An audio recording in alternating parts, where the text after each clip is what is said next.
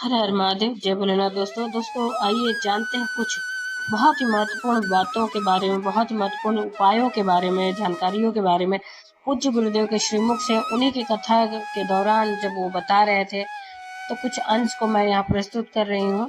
तो चलिए सुनते हैं उन्हीं के श्रीमुख से बहुत ही महत्वपूर्ण जानकारी। 16 दिन श्राद्ध के होते हैं और 16 दिन श्राद्ध में से है कोई भी एक दिन श्राद्ध का जो तुम्हारी मर्जी पड़ जाए, जिस दिन तुम घर में फ्री हो, जिस दिन तुम्हारी मर्जी पड़ जाए, जिस दिन तुम्हारा मन कर जाए, उस दिन विष कपि नाम लेकर एक रोटी में थोड़ी सी शक्कर या गुड़, थोड़ा सा चावल, थोड़ा सा अगर चावल नहीं हो तो खीर बन जाए तो ज्यादा अच्छी है, और रोटी के अंदर रखकर वर्ष कपि या विष कपि भगवान शंकर का एक अवतार नाम लेकर अपने दरवाजे के बाहर खड़े होकर जो गौ माता को श्राद्ध पक्ष में किसी भी दिन ये भोजन वर्ष कपि का नाम लेकर दे देते हैं, उसके घर में तभी संपदा की कमी नहीं आती, धन की कमी नहीं। श्राद्ध पक्ष के अंदर चुटकी भर आटा दरवाजे की दोनों चौखट पर डाला जाता। किसी किसी की अब दरवाजे पर आटे से दाम्बोली बनाई जाती है, कहीं देखिए आप लोगों ने कि नहीं देखा, स्मरण में होगा किसी के दरवाजे पर आटा डाला जाता, वो देव पितर के भाव से डाला है। जिस बेटी का मंगल विवाह नहीं हो रहा हो, शुभ कार्य की सूचना नहीं आ रही हो, बहुत दिनों से खाई कहीं लगी हुई है कि वो ये नहीं काम हो रहा, हम उनसे कहेंगे ये जो 16 दिन श्राद्ध के हैं, जितने दिन निकल गए, जितने दिन बचे हैं उन दिन में आपके दरवाजे के बाहर एक चुटकी घर से आटा लाकर चौखट के इस ओर चौखट के उस ओर 16 दिन पर आपके पूर्ण हो। जब अमावस्या आए, किसी जलाशय, सरोवर, तालाब, बावरी, कुआं उसके पास में घी का दिया लगाकर आना, बाबा की प्रार्थना कर आना। केवल पवित्र 24 दिन निकलते हैं और घर में कोई शुभ कार्य की सूचना आना प्रारंभ हो जाए। वो देव पितर का वो कार्य देव पितर का, वो देव पितर किस तरह से करेगा। बेटे की शादी, बेटी की शादी, हम कहें कि ठीक है 42 साल भी अगर उम्र हो गई है, 40 साल, 42 साल, 35 साल, 38 साल शादी नहीं हो रही, तो कर भी इतना सुंदरता है, पितर दोष काय से समाप्त होता है। तो स्कंद पुराण में लिखा, घर का एक लोटा पानी भरो, एक कलश में जल भरो, अपने घर में घूमो और उस पानी को ले जाकर शंकर जी को चढ़ा दो, क्योंकि शिवलिंग पर चढ़ाएंगे तो वो पानी जलाधारी से जाएगा। जलाधारी क्या है? माता जी का हस्त कमल, पार्वती जी का हस्त कमल।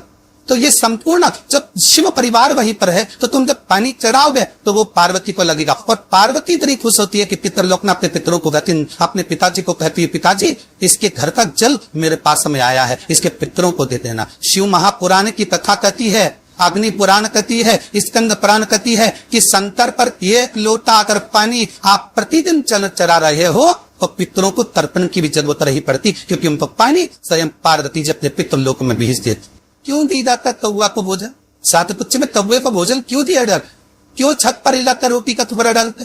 कांची, अवंतिका, अयोध्या आदि पादि के जितने पावन क्षेत्र है, जगन्नाथ, द्वारका, रामेश्वरम, बद्री नारायण, जितने जितने पुण्यशाली क्षेत्र है, मथुरा आदि के जितने वृंदावन आदि के जितने पुण्य क्षेत्र है, शिव महापुराण की कथा में, स्कंद पुराण में लिखा है कि जितने पुण्यशाली क्षेत्र है, सारे पुण्यशाली क्षेत्र, चाहे चित्रकूट हो, अयोध्या हो, काशी हो, उज्जैनी हो, त्र्यंबकेश्वर हो, जितने पुण्यशाली क्षेत्र है, सारे पुण्यशाली क्षेत्र में पिंडदान होता है। बोल मालूम है क्या? अपमान सब दो तर्पण होता है, सभी जगह पिंड होता है, सभी जगह तर्पण होगा, पिंड होगा।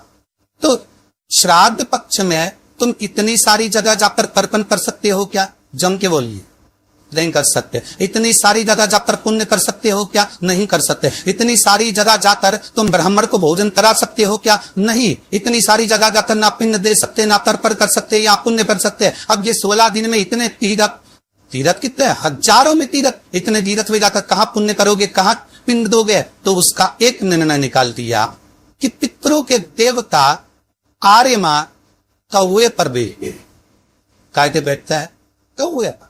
तो एक काम करो, जब हम पितरों के देवता आर्यमा कौवे पर बैठकर पितृलोक से 16 दिन जब भ्रमण के लिए निकलते हैं तो घूमते हैं, तो क्यों ना एक काम करे कि कौवे के लिए भोजन छत पर डाल दे।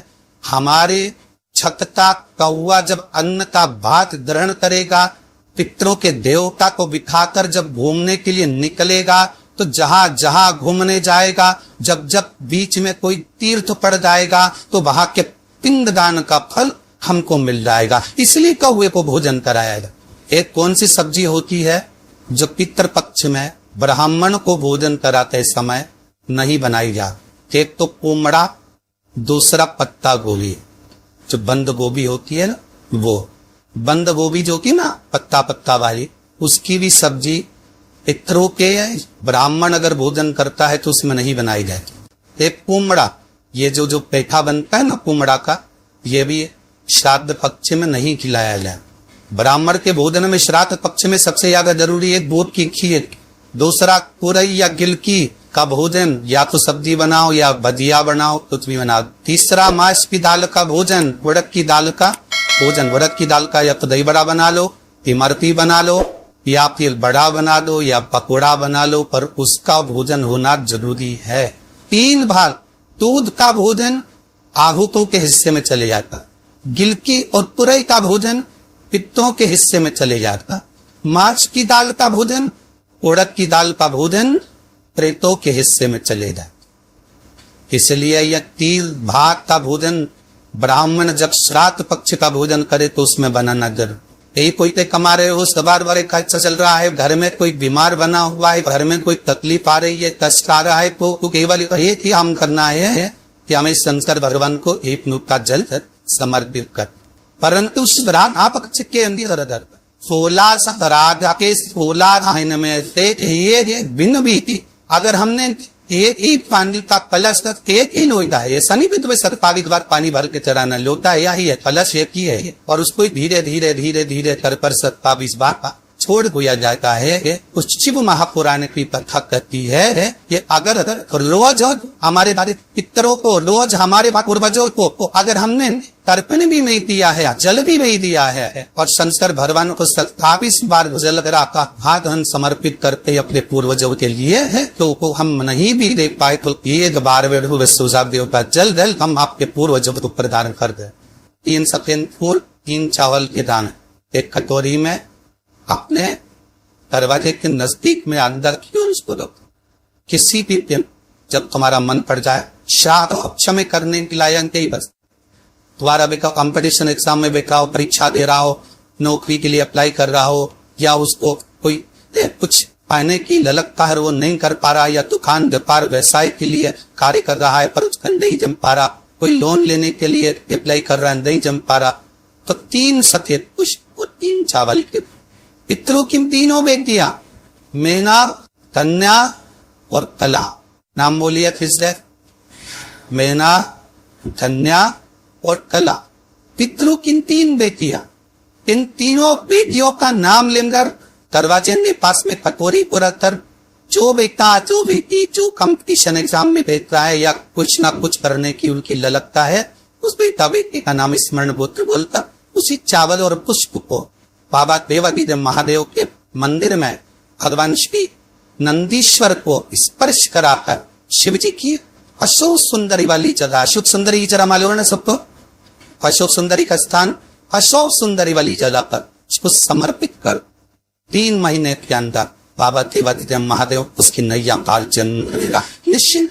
पर इसके साथ उसकी मेहनत, उसकी लगन, उसका भरोसा, उसकी दृढ़ता, उसकी पढ़ाई पक्की होना चाहिए, उसका कर्म पक्का होना चाहिए, इसकी मेहनत पक्की हो। कितने पुष्प, कितने चावल, नाम बोलिए, मैना, कन्या और कला, ये 3 दे पिताओं की क्यों लड़कियां है जो पितरलोक में निवास कर सभी जिगरे ईश्वर आए हैं बड़े भाव से। जिगली जगह आप लोग व्हाट्सएप पेज तो भेज सकते हैं, लिंक शेयर कर सकते हैं, लिंक शेयर करें और इस कथा को सका का लाभ अपने जीवन में उतारिएगा। क्या करना चाहिए अगर पितृदोष है और उससे निवारण करना है, शांति पाना है, तो क्या करना होगा? उसका एक ही तरीका महाराज, अमावस्या के एक दिन पहले 14 के दिन पीपल के 7 पत्ते लीजिए और 7 पत्ते पर शंकर का नाम ओम नमः शिवाय लाल चंदन से लिख दीजिए। 7 पत्ते पर लिखकर उसको मौली, जैसे हमने भी बंदरबान बनते ना, ऐसे मौली की बंदरबान मान लीजिए, घर के मुख्य दरवाजे पर लगा दीजिए। कौन से दिन? अमावस्या की एक दिन पहले 14।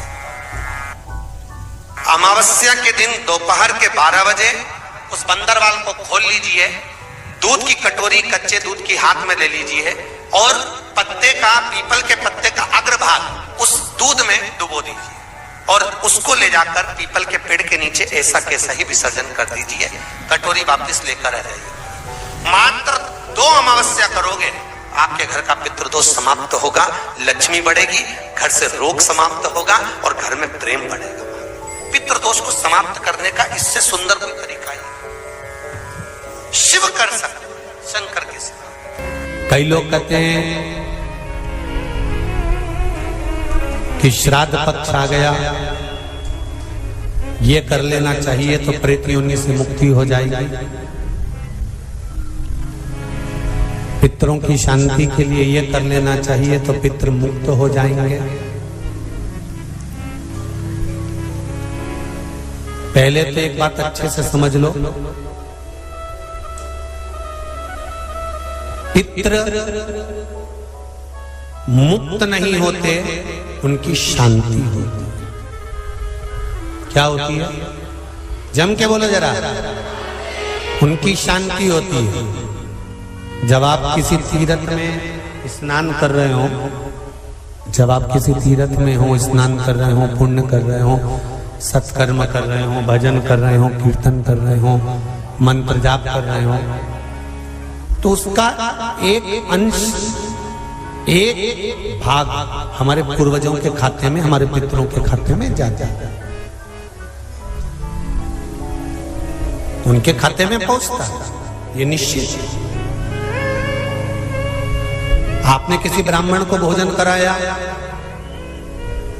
भले अपने पितरों के निमित्त नहीं जिमाया, कोई ब्राह्मण को 1 गिलास पानी पिलाया, भले अपने पितरों के निमित्त नहीं पिलाया, पर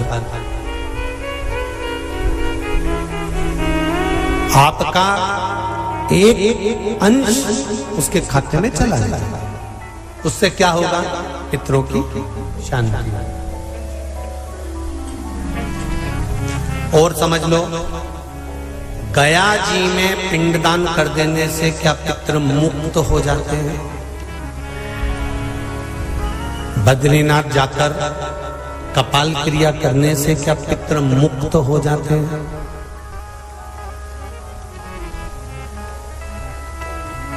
भाई,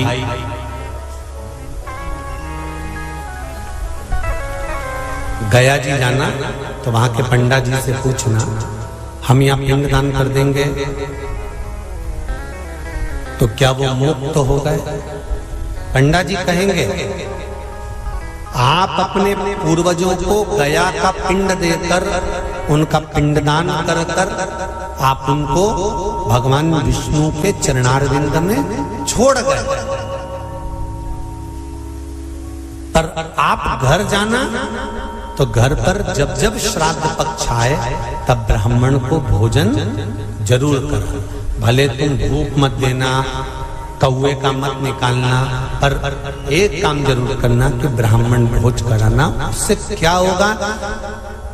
16 श्राद्ध में जब हमारे पितरों को, हमारे पूर्वजों को पितृलोक से छोड़ा जाता है, तो वो सबसे पहले जिस घर में रहे होते हैं, जहां उनका पिंड घर में दिया होता है, जहां रहे होते हैं, सबसे पहले वो वहां आते हैं, सबसे पहले वहां आएंगे। और अगर तुमने उनकी तिथि पर, उनके वार पर अगर आपने भोजन करा दिया है, तो उनकी मुक्तता नहीं, उनकी शांति हो जाएगी।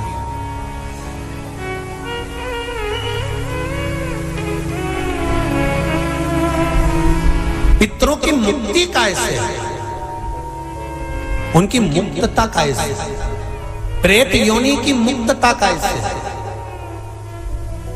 तो कहा, जैसे भगवान का नाम लेने वाला व्यक्ति दूसरा जन्म नहीं पाता, उसी तरह भगवान का जो भजन करते हैं, कीर्तन करते हैं, मंत्र जाप करते हैं, या शिव महापुराण की कथा, राम कथा, भागवत कथा, विष्णु पुराण आदि जितनी भी पुराण हम श्रवण करते हैं, हमारे श्रवण करने का एक भाग हमारे पितरों के खाते में जाता है, तो उस कथा के फल से उनकी मुक्ति हो जाती है, उनकी कथा के फल से मुक्तता।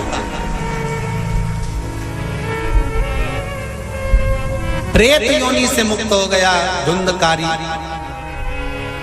बिंदुक प्रेत योनि से मुक्त हो गया, काय से हुआ? शंकर का स्मरण, शिव महापुराण की कथा का रसतत्व ग्रहण करना, राम कथा, भागवत कथा का मात्र स्मरण करना, उससे मुक्त।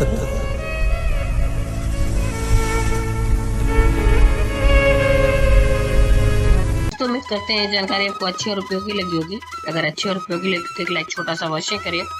आप पहली बार मेरे चैनल पे आए तो मेरे चैनल को सब्सक्राइब करिए, बेल नोटिफिकेशन अवश्य दबाइए, जिससे आने वाले वीडियो आपको समय से प्राप्त होते हैं। दोस्तों कोई भी प्रश्न या सुझाव कमेंट बॉक्स में लिख सकते हैं। फिर मिलते हैं दोस्तों एक नई जानकारी के साथ नए वीडियो में। तब तक के लिए जय भोलेनाथ, हर हर महादेव, श्री शिवाय नमस्तुभ्यम। धन्यवाद दोस्तों।